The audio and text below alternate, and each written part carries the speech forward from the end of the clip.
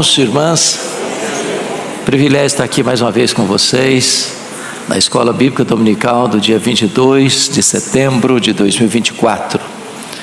Nós estamos trabalhando o texto de Eclesiastes e hoje vamos fazer a exposição do capítulo 10 do livro de Eclesiastes. Abra sua Bíblia comigo para a leitura do texto e, lido o texto, mantenha a sua Bíblia aberta nesta passagem, por favor. Eclesiastes capítulo 10.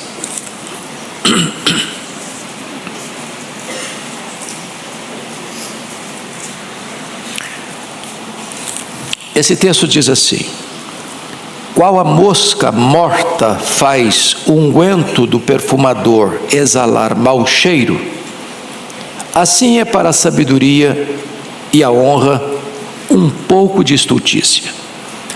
O coração do sábio se inclina para o lado direito, mas o do estulto para o da esquerda.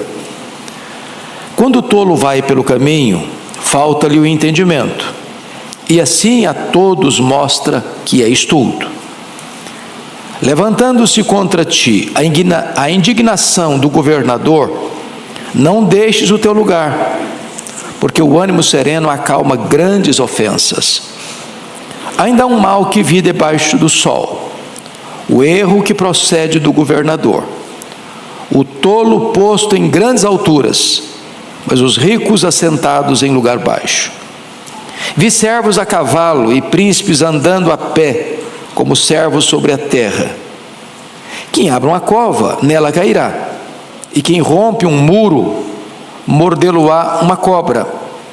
Quem arranca pedras será maltratado por elas, e o que racha lenha expõe-se ao perigo.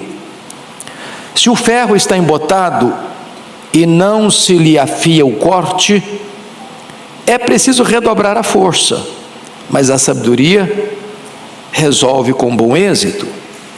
Se a cobra morder antes de estar encantada, não há vantagem no encantador. Nas palavras do sábio, há favor, mas ao tolo os seus lábios devoram. As primeiras palavras da boca do tolo são estultícia, e as últimas, loucura perversa. O estulto multiplica as palavras, e ainda que o homem não sabe o que sucederá, a quem lhe manifestará o que está depois dele? O trabalho do tolo fatiga, pois nem sabe ir à cidade. Ai de ti, ó terra, cujo rei é criança, e cujos príncipes se banqueteiam já de manhã. Ditosa tu, ó terra, cujo rei é filho de nobres, e cujos príncipes se sentam à mesa a seu tempo, para refazerem as forças e não para a bebedice. Pela muita preguiça desaba o teto, e pela frouxidão das mãos goteja a casa. O festim faz-se para rir, o vinho alegra a vida, e o dinheiro atende a tudo. Nem no teu pensamento amaldiçoes o rei, nem tampouco no mais interior do teu quarto o rico, porque as aves dos céus poderiam levar a tua voz, e o que tem asas daria notícia das suas palavras. Bom, eu quero tratar com vocês hoje sobre o seguinte tema: a diferença entre o sábio e o tolo. Qual é a diferença entre o sábio e o tolo? É desse assunto que o capítulo 10 vai tratar. Bom, no capítulo anterior, no capítulo 9, dos versos 13 a 18, Salomão tratou do poder da sabedoria.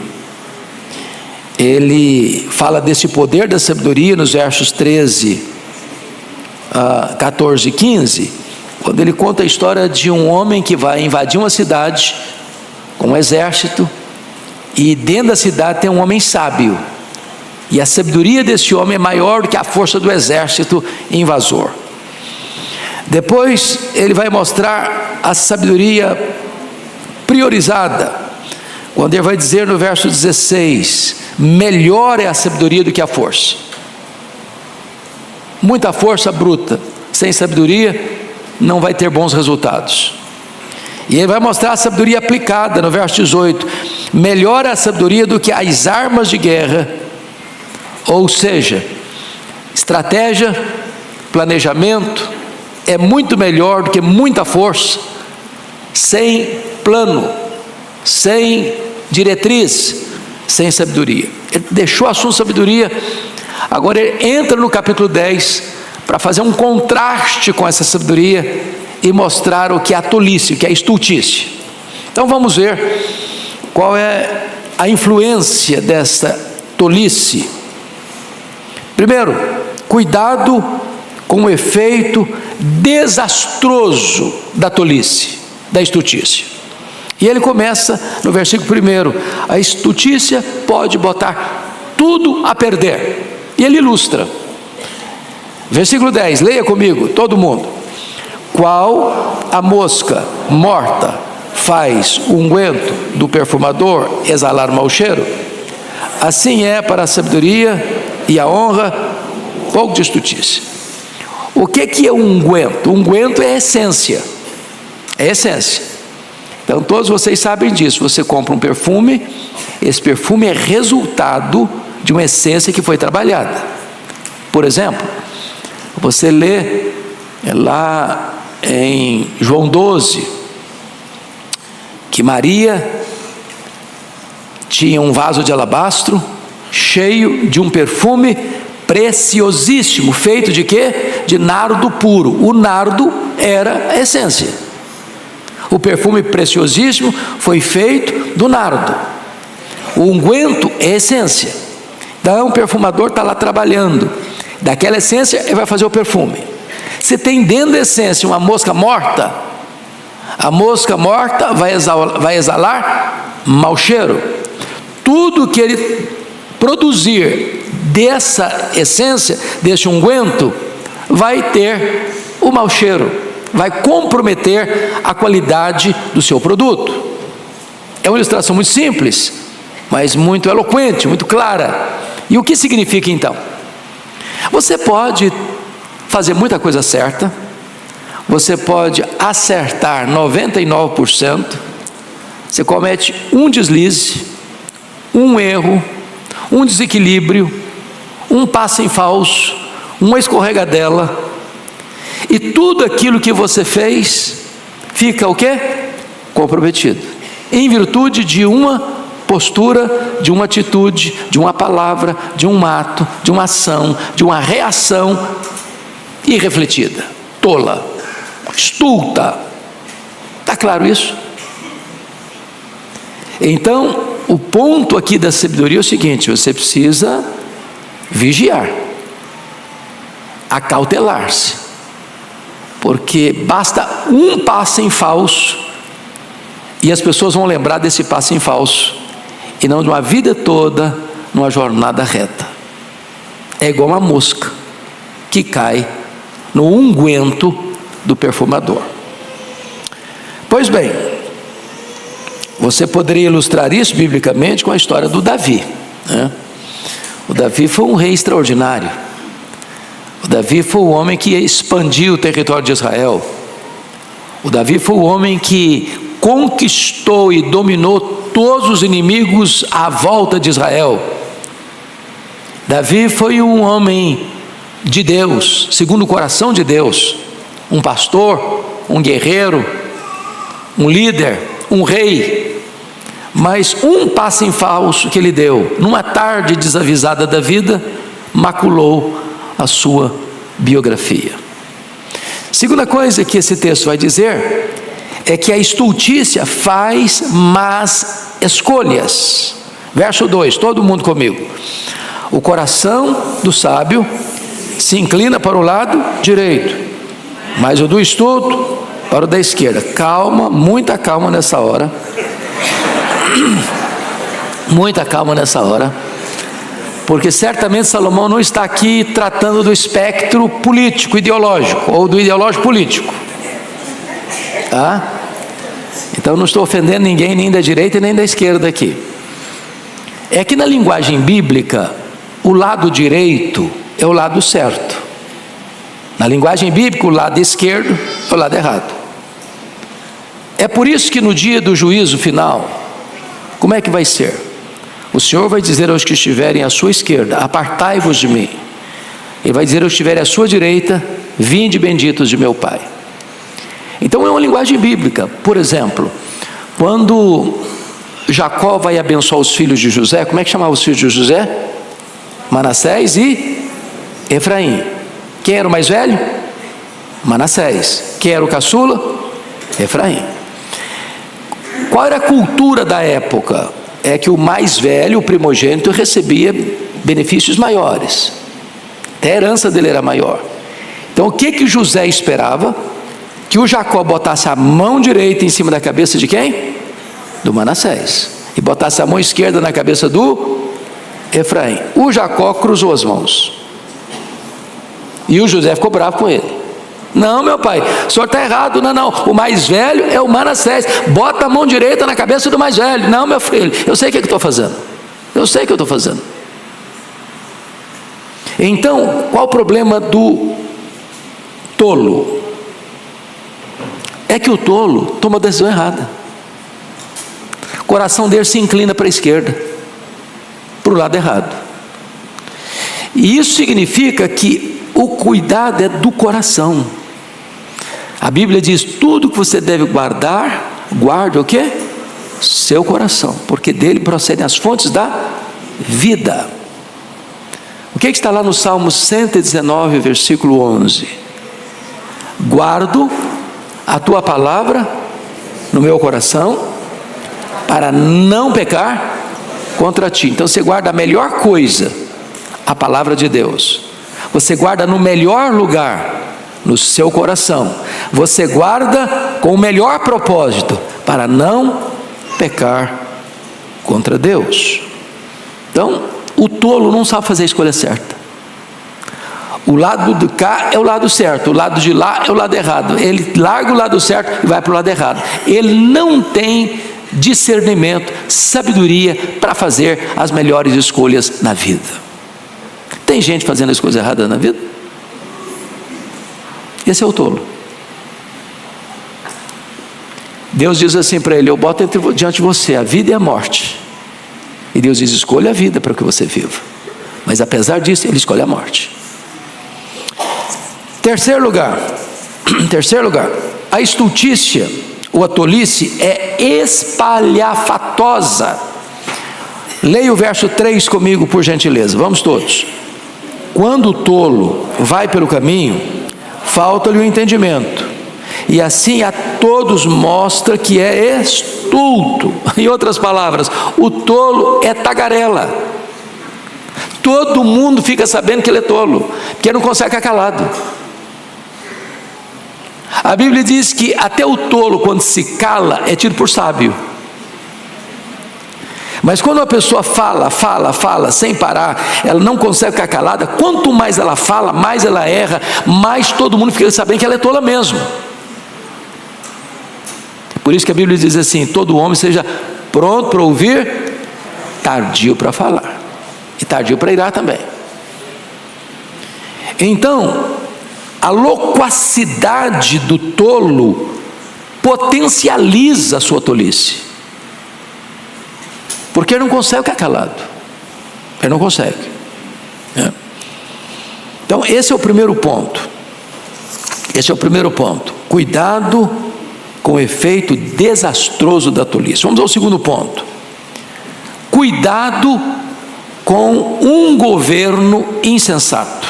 Salomão era rei, e ele não podia deixar de fora da pauta dos seus ensinos a questão política. Então, ele vai tratar aqui dos perigos de um governo insensato. E o que ele vai dizer é que tem tolos. Na época dele tinha, e hoje tem também. Tem gente tola no palácio, no parlamento, nas cortes, na indústria, no comércio, até na igreja e também na família. Ou seja, tem gente tola em todos os setores da sociedade. Mas agora ele vai descrever o perigo que é ter um tolo governando. Um tolo governando. Então, quais são os cuidados que você precisa ter com o governo tolo? Primeiro, reaja transcendentalmente à perseguição. Porque os governos tolos perseguem. Os governos tolos não aceitam o contraditório. Os governos tolos oprimem quem discorda deles. O governo tolo vai sempre ter o chamado caça às bruxas, porque não suporta oposição. Então, vamos ler o verso 4, todos juntos comigo, por favor. Verso 4. Levantando-se contra ti a indignação do governador, não deixes o teu lugar, porque o ânimo sereno acalma grandes ofensas. O que ele está querendo dizer aqui? É que você precisa reagir com sabedoria diante de uma perseguição de um governo tolo. Ele vai perseguir você. Se você fugir, você está dizendo, sou culpado. Ele vai atrás de você. Se você reagir, tentando medir forças, quebra de braço, a corda vai roer de que lado? Do lado mais fraco. Ele está com a máquina na mão, você não consegue resisti-lo. Qual é a postura? Ele diz, a postura é uma reação transcendental, mostrando o que? Ânimo sereno, dando provas de que você é inocente. A resposta branda desvia o furor, mas a palavra dura suscita ira. É por isso que a Bíblia diz assim: é melhor o longânimo do que o herói de guerra. E o que domina o seu espírito é mais forte do que quem domina uma cidade. Então, controle emocional. Está faltando um pouco dos nossos políticos controle emocional? Controle emocional. É isso que ele está dizendo. Isso levou um cidadão chamado Mark Twain a dizer o seguinte: suponho que você seja um idiota. Ele está brincando, viu, gente? Ele está aqui um pouco apimentado, mas escuta a frase dele: suponho que você seja um idiota, e suponha que você seja membro do Congresso. Perdão, estou me repetindo. Bom, ele pegou pesado demais, né? Nós não concordamos com ele não, mas tudo bem. Ou seja, não meça forças, não fuja, demonstre o que? Serenidade. É assim que você lida com um governo tolo. Segundo, o mal de um governo tolo. Leia comigo versos 5 e 6, toda a igreja comigo, vamos lá. Ainda há um mal que vi debaixo do sol, erro que procede do governador, o tolo posto em grandes alturas, mas os ricos assentados em lugares baixos. Então, um tolo governando e os sábios sendo governados. Não é uma inversão? O que é o normal? É que o sábio governe e os tolos sejam governados, até para ficarem sábios. Mas quando essa inversão na sociedade, e você põe um tolo no governo, que só um tolo só vai para o trono se os tolos botarem no lá. Já escutou aquela frase que cada povo tem o governo que merece? É isso que Salomão está dizendo. Como é que um tolo chega no governo, no poder? Porque os tolos botaram ele lá, abriram o caminho para ele. Então, quando as pessoas erradas conquistam o poder, tudo é virado de ponta cabeça. Há uma inversão de valores. E o melhor exemplo disso é o filho do Salomão. Salomão foi um rei sábio, mas e o filho dele, o Roboão? Lembram disso? Quando Salomão morreu, o filho que assumiu o trono era Roboão. E aqui, vamos parar um pouquinho aqui para dar essa nota de rodapé. Gente, não tem luxo sem que alguém pague a conta. Não tem almoço grátis. Se tem alguém comendo de graça, alguém está pagando essa conta.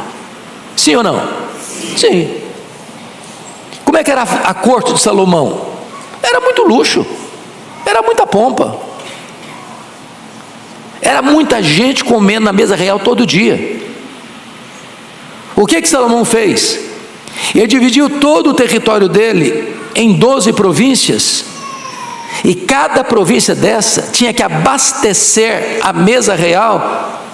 Você vai abastecer esse mês, você aquele mês. Todo mês tinha um grupo da nação trabalhando para sustentar a mesa real. Era muita carne, era muita bebida, era muito isso, era muito aquilo, era muita pompa, era muito luxo, era muita fartura, era muita gastança. Quem está pagando a conta? O povo. O governo precisa arrecadar mais, mais imposto, mais tributo, mais isso, mais aquilo. Quem está pagando a conta? O povo. Tem outra fonte para tirar? Não tem, é do povo, é do bolso do povo. Então, quanto mais o governo quer, mais pobre fica o povo, mais oprimido fica o povo, porque está tirando de uma única fonte, que é do povo. Pronto. Salomão morreu, o povo aproveitou, falou: agora é hora de fazer reivindicação. Agora nós vamos pedir para mudar as regras, porque desse jeito não dá mais. Aí quando chegaram para o Roboão, falou: Roboão, você alivia aí, meu filho, porque nós não aguentamos mais pagar tanto imposto. O Roboão, insensatamente, não escutou o conselho dos maduros na experiência, os idosos, e foi atender um conselho mais insensato do que ele estava vivendo já, dos jovens da época. Não, o povo só obedece debaixo do cabresto. Tacão, bota a mão mais pesada ainda em cima desse povo, só assim que eles vão te obedecer. O que aconteceu? O reino dividiu. Tinham 12 tribos, 10 das 12 tribos seguiram a liderança de Jeroboão, e ele ficou só com 2 tribos, Judá e Benjamim. Então, um governante tolo, ele não só oprime o povo, ele divide o povo. Mas mais do que isso, um governo tolo, ele demonstra inversão de valores. Leia o verso 7 comigo, inversão de valores. Verso 7, todo mundo. Vi servos a cavalo e príncipes andando a pé, como servos sobre a terra. Andar a cavalo naquela época, gente, era andar de limusine presidencial. Vocês se lembram quando o rei Assuero, conhecido como Xerxes I, pergunta para Amã: o que se faz a um homem a quem o rei deseja honrar? Lembram disso? Lá no livro de Esther. O Amã, pensando que estava se tratando dele e não de outra pessoa, falou: olha, precisa baldar aí o cavalo que o rei anda, que é o cavalo limusine, e botar os paramentos do rei e andar na cidade com ele, puxando o cavalo. O cara que está montado a cavalo é o cara, é a autoridade, é o honrado. Quando Naamã descobre que o rei não está falando dele, mas do Mordecai, ou Mardoqueu, que ele odiava e queria matar, ele toma um susto. Então andar a cavalo aqui não é simplesmente dar uma voltinha na hípica aqui de São Paulo, ou ir numa fazenda e pegar um cavalo lá e dar uma volta na fazenda. Não, andar a cavalo era o posto máximo da honra para um cidadão. E o que está acontecendo no versículo 7? Servos a cavalo e príncipes andando a pé. O que se chama isso? Inversão de valores. Um governo tolo inverte valores. A coisa está de ponta cabeça. Agora você olha hoje e vê com muita tristeza inversão de valores, não no sentido de honra, sobretudo no sentido de moral, de princípios. Se aplaude aquilo que deveria ter vergonha, se escarnece daquilo que deveria aplaudir. Aprova-se o que deveria ser rejeitado, rejeita-se o que deveria ser aprovado. E isso nos mais diferentes segmentos da sociedade. No parlamento, no palácio, nas cortes e por aí vai. Pois bem, vamos agora a um outro ponto, uma outra lição, terceiro ponto. Cuidado com o trabalho insensato, ou a insensatez no trabalho, a tolice no trabalho. Então, leia comigo, por favor, versos 8 e 9, toda a igreja. Quem abre uma cova, nela cairá. Quem rompe um muro, mordê-lo-á uma cobra. Quem arranca pedra, será maltratado por elas. E o que racha lenha, expõe-se ao perigo. Então vamos entender aqui algumas coisas. Primeiro, seja cauteloso com os riscos do trabalho. Cauteloso. Ou seja, o que ele está dizendo para nós aqui? Se você vai abrir uma cova, você tem que ter muito cuidado para você não cair lá dentro. Você tem que ter as devidas precauções de instrumentos de trabalho, de roupa de trabalho, para que você, ao abrir uma cova profunda, não seja vítima do seu próprio trabalho. Aí ele usa uma outra expressão: quem rompe um muro, mordê-lo uma cobra. Ou seja, as cobras costumam ficar escondidas nas brechas dos muros.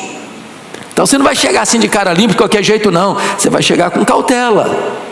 Você precisa saber que por trás daquele muro está sendo destruído para levantar outro, tem situações de perigo, e você seja precavido. Ele usou outra expressão: quem arranca pedra será maltratado. Você já foi numa pedreira? Eu sou lá do Espírito Santo, e lá você sabe que hoje o maior produtor de rochas ornamentais do mundo, granito, muito granito. E aí, se você chega naquelas pedreiras que não fizeram um trabalho profissional lá no começo, você vê tanta pedra, mas é pedra demais, a terra fica completamente destruída, improdutiva, não dá para animal andar, não dá para você andar. Se você está mexendo com pedra, cuidado, que salta uma laça de pedra aí, te machuca, te fere. Então, cautela com o seu trabalho, se ele é perigoso. Ele usou a expressão: que racha lenha, expõe-se ao perigo. Você já rachou lenha na vida? Acho que quem morou na roça aqui? Só eu? Não, tem mais gente. Opa, tem amigos aqui. Você já rachou lenha para fogão a lenha? Você tem que ter cuidado, que uma lasca daquela pode vir em você. Então, o que ele está dizendo? Você vai fazer o seu trabalho? Quais são os riscos do seu trabalho? Quais são as precauções que você precisa ter no seu trabalho?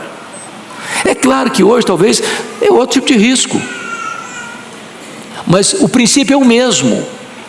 Todo trabalho expõe você a um determinado risco. Seja cauteloso, proteja-se. Não apenas você vai proteger o outro, proteja você mesmo. Esse é um conselho simples, mas de sabedoria. Segundo ponto: tempo gasto em amolar o machado não é tempo perdido. Leia comigo o verso 10, por favor. Se o ferro está embotado, não se lhe afia o corte, é preciso redobrar a força, mas a sabedoria resolve com bom êxito. Então,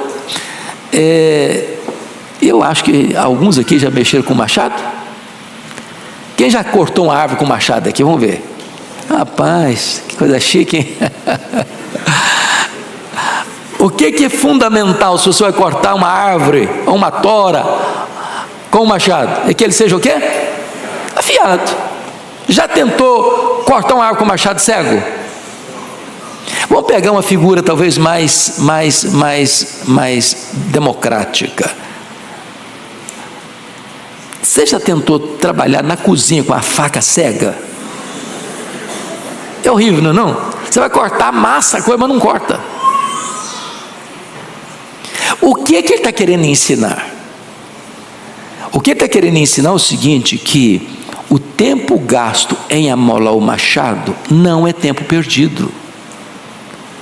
Você precisa se especializar naquilo que você faz.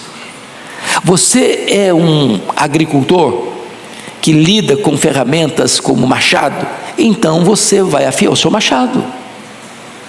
Você é um profissional, de que área é a sua profissão? Você vai estudar para ser o melhor. Qual a sua área? Você não pode ficar para trás, e nem ficar no meio, porque o meio é o medíocre, é o que fica no meio, mediano. Você vai empenhar-se um pouco mais, esforçar-se um pouco mais, dedicar-se um pouco mais, afiar mais o seu machado, para você ter destaque, sucesso no seu trabalho. Você vai ter uma modalidade esportiva, por exemplo, uma Olimpíada. A imprensa destaca quem? Os 3 que foram para o pódio. Tem 100 esportistas lá, na mesma modalidade. Quem que o mundo conhece? Quem subiu ao pódio. E qual a diferença de quem subiu ao pódio para quem não subiu? Às vezes um segundo, às vezes um tempinho a mais de treino. Eu não sei quantos aqui foram da era Zico, no Rio de Janeiro. Bom, vou confessar, sou flamenguista, melhor time do Brasil, com respeito aos demais. Eu sou capixaba torce para o time do Rio. Então, vocês que são cabecinha branca, lembram do Zico? Ele era chamado o Rei do Rio. E aí, bater falta para ele era um gol, quase garantido. E um dos colegas dele, um zagueiro chamado Moser, diz que quando todo mundo ia embora, o Zico ficava sozinho no campo, botava a barreira e batia a falta, e batia a falta, e batia a falta, e batia a falta, e batia a falta. Não errava, era muito raro ele errar uma. Mas para que ele fosse o homem excelente que foi no esporte, afiou o machado, afiou o machado, afiou o machado, afiou o machado. Isso em qualquer área da vida. Então eu quero aqui estimular você a se tornar um especialista. Agora vamos fazer aplicação espiritual. Você é crente? Afia o seu machado, varão. Não seja crente meia boca. Não esteja crente sem corte. Seja crente de verdade. É essa lição que o texto está querendo nos passar. Eu não sei se você já viu essa brincadeira, é brincadeira com certeza, mas dizem que vai fazer uma obra, por exemplo, você vai fazer uma obra. Qual a diferença entre um japonês e um português, um brasileiro?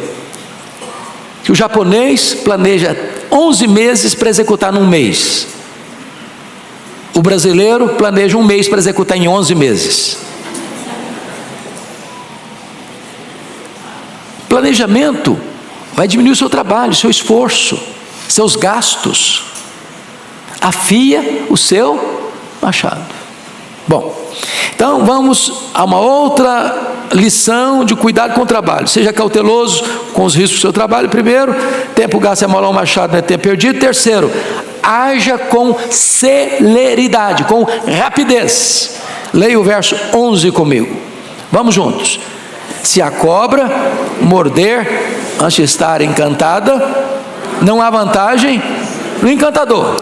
Bom, o que ele está querendo dizer aqui? A ênfase aqui está na rapidez, na celeridade. Um atraso pode ser fatal. Dizem os entendidos que as cobras não têm ouvidos externos, como nós temos. Captam as ondas sonoras pela estrutura óssea da cabeça. Ou seja, não é a música do encantador que encanta a cobra, que enfeitiça a cobra, mas os movimentos rápidos do encantador. Não é a música está lá só para enganar a pessoa que está fazendo, botando dinheiro lá para o camarada fazer a apresentação dele. É um movimento rápido. A cobra não está nem escutando a música. Ela está vendo um movimento rápido. Agora, se o encantador não tem agilidade, não tem rapidez, não tem celeridade, pá, a cobra morde nele. Se a cobra mordeu nele, ele perdeu a aposta. Ele não vai ganhar dinheiro, ele vai ser vítima. O que representa isso para nós, irmãos? Você não apenas precisa ter machado afiado, mas você precisa ter rapidez. Nós chamamos isso de eficiência, capacidade. Sabe o que vai fazer e faz com destreza, faz com agilidade, faz com rapidez, faz com eficiência, faz com conhecimento de causa. Isso aplica-se a todas as áreas da nossa vida, não é verdade? Não basta fazer, você tem que fazer com rapidez.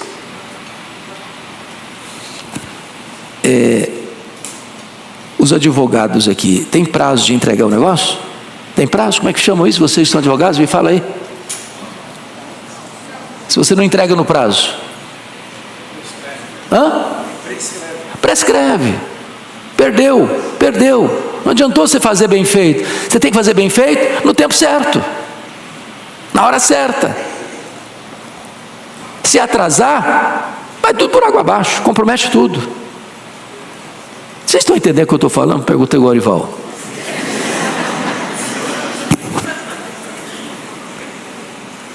Então pensa na sua área lá. Qual a sua área profissional? Não precisa falar não. Sua área. Você é rápido. Você é ágil. Você faz a coisa certa, da maneira certa, no tempo certo. Ou você vai empurrando com a barriga, no tempo que der. Ou se rende à preguiça. Você vai cochilar um pouco, quem sabe amanhã dá prazo, quem sabe amanhã eu faço, outro dia eu faço. Tem uma ave lá no meu estado, chamado bacurau. E o bacurau é uma ave noturna, uma ave marrom. E sabe o que o bacurau canta e só canta isso? Amanhã eu vou, amanhã eu vou, amanhã eu vou. E não veio até hoje, e não vai vir nunca. Só promessa. Não tem rapidez, não tem agilidade. Então faça a coisa certa, machado afiado, mas faça no tempo certo, senão a cobra te pega. Senão a cobra te pega, se você não fizer na hora certa. Bom, dito isto, vamos agora para um outro aspecto do texto, né? Quarta lição do texto: cuidado com a língua insensata. Então, o perigo das palavras destruidoras, versículo 12, toda a igreja comigo. Nas palavras do sábio há favor, mas ao tolo seus lábios devoram. Quando o tolo fala, não tem favor, não tem edificação, não tem bênção, não tem instrução, não tem ajuda. Mas quando o tolo abre a boca, ele devassa tudo. Lá em Tiago, capítulo 3, diz que essa palavra do tolo é comparada com um fogo destruidor. É comparada como um incêndio. É comparado como um veneno de uma víbora.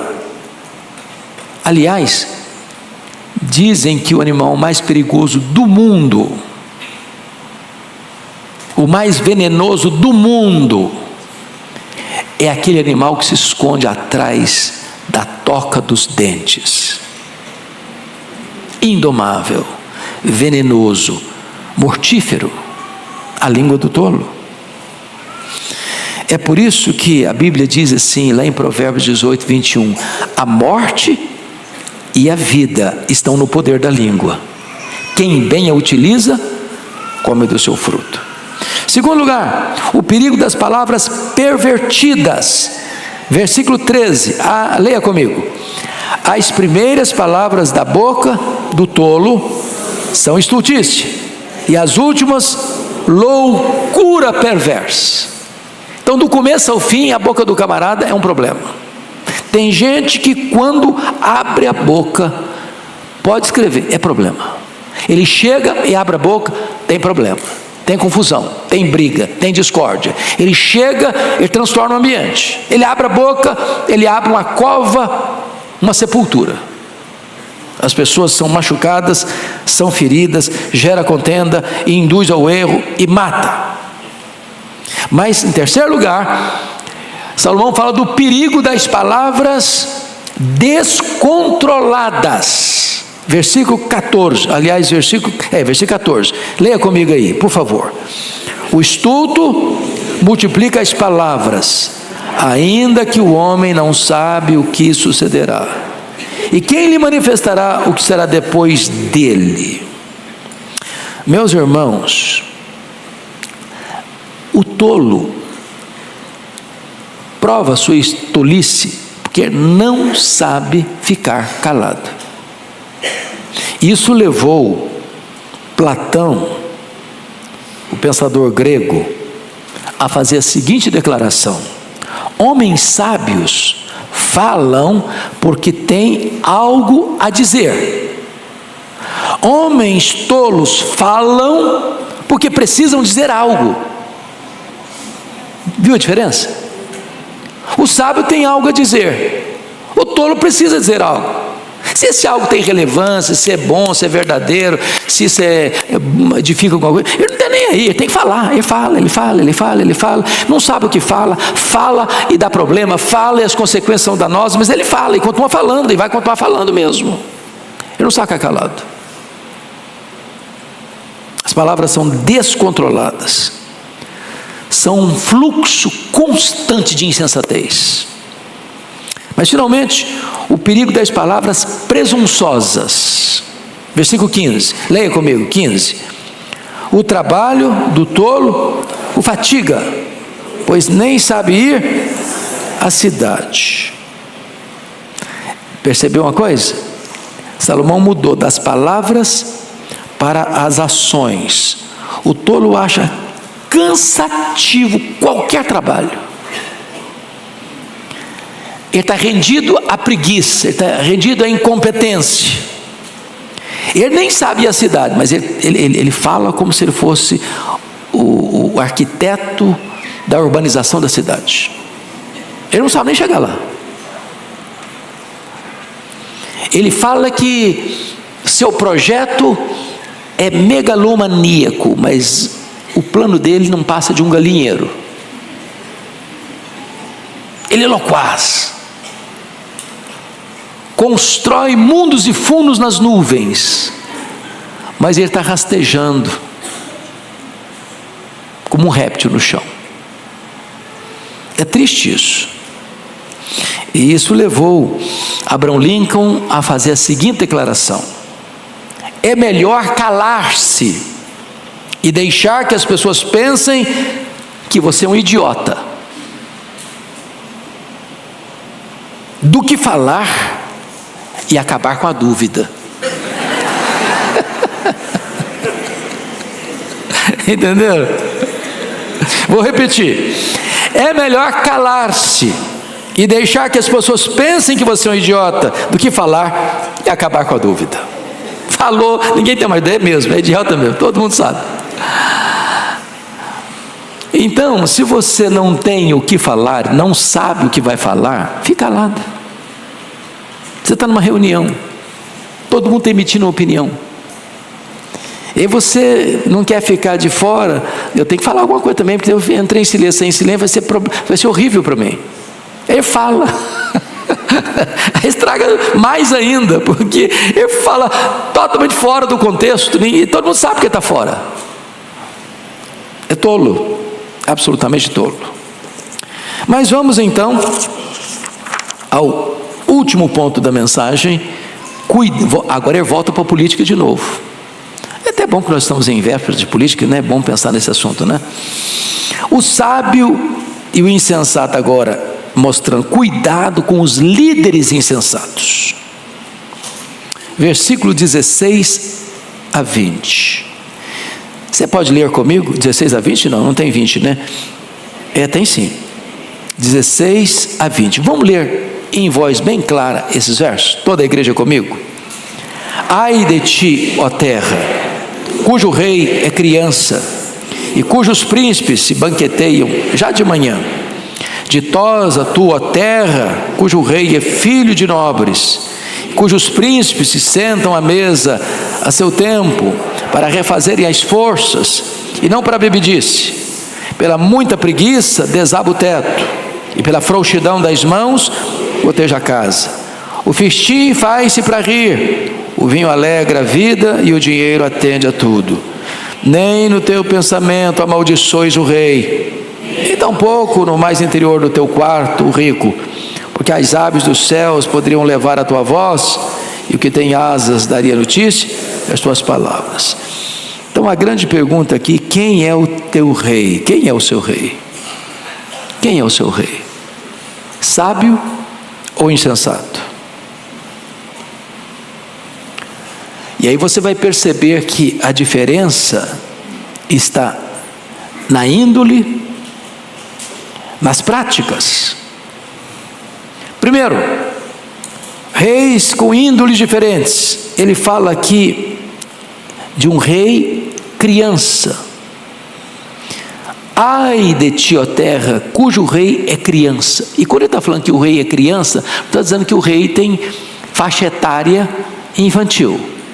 Não está falando que ele é uma criança no sentido de idade cronológica. Ele está chamando o rei criança, o rei imaturo. Ele é adulto, às vezes até velho, mas é o quê? Imaturo. E qual é a evidência que um rei é imaturo? Que um líder político é imaturo? Que alguém que foi colocado no poder é imaturo? É quando ele entra lá para curtir a vida, as benesses do poder. Ele se hospeda num hotel 6 estrelas. Quem está pagando a conta dele? Quem ganha salário mínimo. Ele não se incomoda com isso. Ele faz viagens internacionais e leva uma grande comitiva. Para quê? Para oferir as benesses do poder. Quem está pagando a conta? O povo. Ele levanta de manhã, ele não está pensando em construir e fazer o bem para o povo. Ele está pensando: como é que eu posso usufruir mais? Como eu posso desfrutar mais? Como a minha equipe pode oferir mais vantagens? Ele está dizendo isso. Ele levanta de manhã para beber.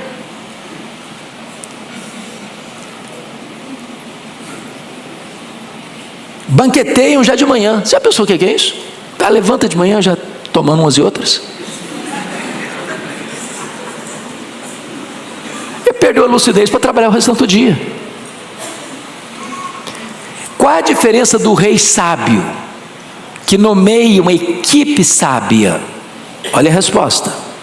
Versículo 17: ditosa a tua terra, cujo rei é filho de nobres, e cujos príncipes se assentam à mesa a seu tempo, para refazerem as forças, e não para bebedice. Ou seja, quando esse rei sábio vai sentar à mesa com a sua equipe, para que ele está sentando à mesa? Para comer, porque já trabalhou.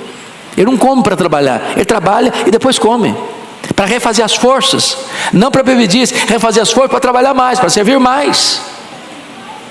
Ele não está lá para se beneficiar, para se lucupletar, para se abastecer, para se servir do povo. Ele está lá para servir o povo. Ô, gente, isso foi escrito há 3.000 anos. Há 3.000 anos. Se saísse estampado na Folha, no Estadão, ou nos telejornais, você pensava, está descrevendo a realidade de hoje. Pois bem, quais são os resultados do tolo e do sábio, do rei tolo e do rei sábio? O rei tolo, ele vai governar para a tragédia. A nação vai de água abaixo, a economia vai de água abaixo, as empresas vão de água abaixo, a população vai de água abaixo. Porque não dá para você tirar do cofre, e esse cofre não esvaziar, porque só tem uma fonte para abastecer o cofre: é o povo, é o trabalhador. Diferente daquele que está lá trabalhando, pensando no bem do povo, para o progresso do povo, para a prosperidade do povo, para o bem-estar do povo. Ele para comer, para reabastecer as forças, para renovar as forças, para continuar trabalhando mais. Essa é a ideia que ele está mostrando para nós aqui. Segundo ponto, não se renda à preguiça. Versos 18 e 19 diz: pela muita preguiça desaba o teto, e pela frouxidão das mãos goteja a casa. Do que ele está falando? Ele está usando um exemplo que qualquer pessoa sabe, né? Hoje em São Paulo, a maioria mora em apartamento, mas pensa numa cidade ou um lugar que é casa. Então, o que é uma goteira? Uma goteira, chove, pinga. Olha lá. Se você vai lá e não resolve o problema da goteira, ela vai continuar pingando mais. E o que vai acontecer? Ela vai apodrecer a estrutura de sustentação dos caibros. Daqui a pouquinho não tem uma goteira, tem um buraco. Daqui a pouquinho, se você não cuidar, por causa de preguiça, de falta de ação na hora certa, para resolver o problema, para contornar a situação, o teto desaba na sua cabeça. O que ele está ensinando para nós? Problema surgiu, problema precisa ser resolvido. Não adia a solução. Não bota debaixo do tapete. Não empurra com a barriga. Seja ágil na solução do problema, na correção do problema. A ilustração dele é simplérrima. Qualquer pessoa sabe o que é uma goteira numa casa. E qualquer pessoa sabe que se um problema surgiu e você não resolvê-lo, você não enfrentá-lo, você não tomar medidas práticas, rápidas para solucionar, o problema só vai crescer, só vai crescer, só vai crescer, até acontecer uma tragédia. Bom, nós poderíamos exemplificar isso, por exemplo, nos rompimentos de barragens. Vocês sabem disso. Alertas foram feitos. Alertas foram feitos, cuidado, é problema, é perigo, precisa cuidar, não pode deixar de requentar, até acontecer uma tragédia. Às vezes, numa barragem, uma pequena fenda, mas só está passando um pouquinho d'água, daqui a pouquinho rompe a barragem e pronto, aí não deu todo mundo. Então, solução não se espera, se enfrenta a solução, para buscar a solução imediatamente. Isso é conselho de Salomão. O segundo conselho aí, versículo 19: o festim faz-se para rir, o vinho alegra a vida e o dinheiro atende a tudo. O que está acontecendo aqui? É aquela pessoa que acha que a vida é festa, a pessoa que acha que o vinho é para ser experimentado a toda hora, porque alegra a vida, e que tendo dinheiro, está tudo resolvido, pronto. Será que está mesmo? Então vou dar um exemplo bíblico. Daniel capítulo 5. O rei é Belsazar. O império que ele domina é o maior do mundo, a Babilônia. E ele está numa festa. E ele tem convidados ilustres do império. E eles resolvem fazer algo que o que é comum já não satisfaz mais. Você sabia disso? O homem chega a um ponto em que aquilo que é normal, todo mundo está fazendo, para ele não satisfaz mais. Está com um copo de cristal. Copo de cristal não está com nada, eu quero um copo de ouro. Mas copo de ouro também não satisfaz, não. Eu quero um copo de ouro sagrado. Então manda trazer lá os vasos do templo de Salomão, que foram saqueados. Vamos beber neles. Vamos dar uma incrementada na nossa festa. E ele achava que estava tudo bem, porque dinheiro não está faltando.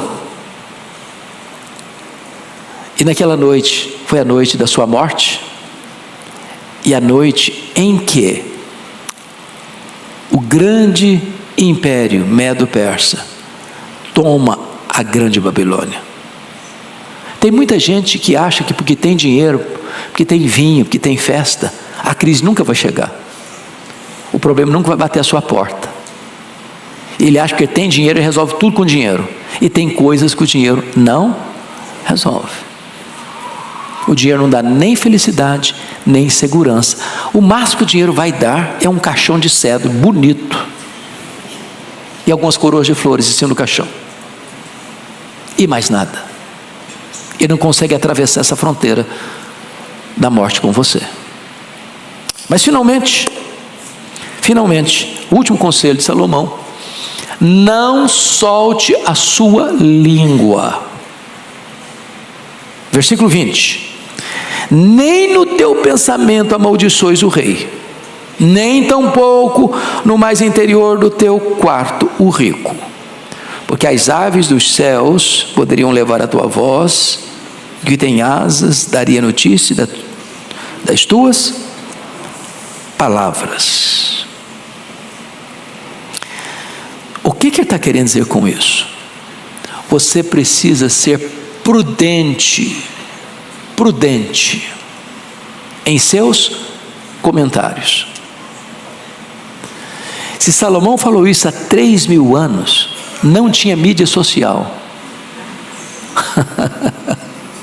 Hoje acabou o quê? A privacidade. Não é verdade?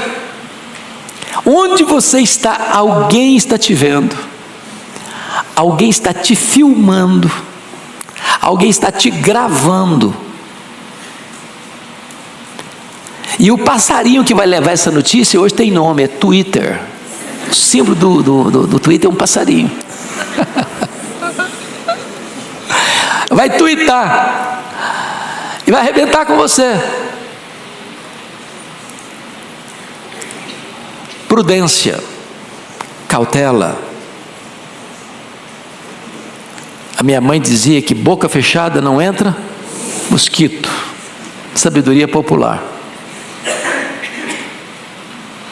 Então, gente, eu espero que Deus, por sua bondade e graça, nos ajude a observar esses conselhos práticos de Salomão, para o bem da nossa vida.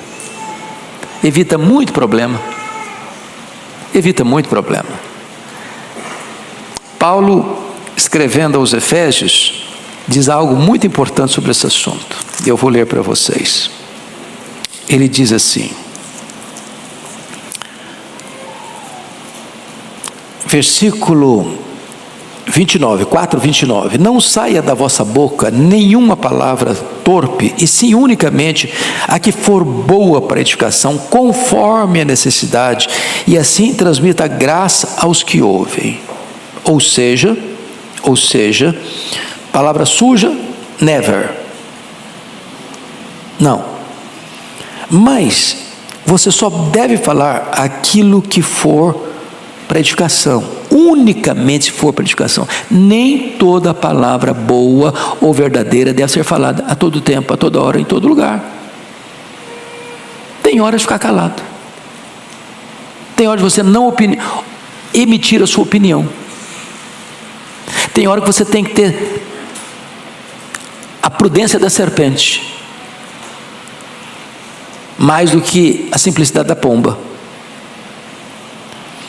Tem que ser unicamente se for boa para a educação, mas tem que ser conforme a necessidade. Tem hora que não tem necessidade. Então, bico calado. Tem que transmitir graça aos que ouvem. Então, Tiago diz que o homem que não tropeça no falar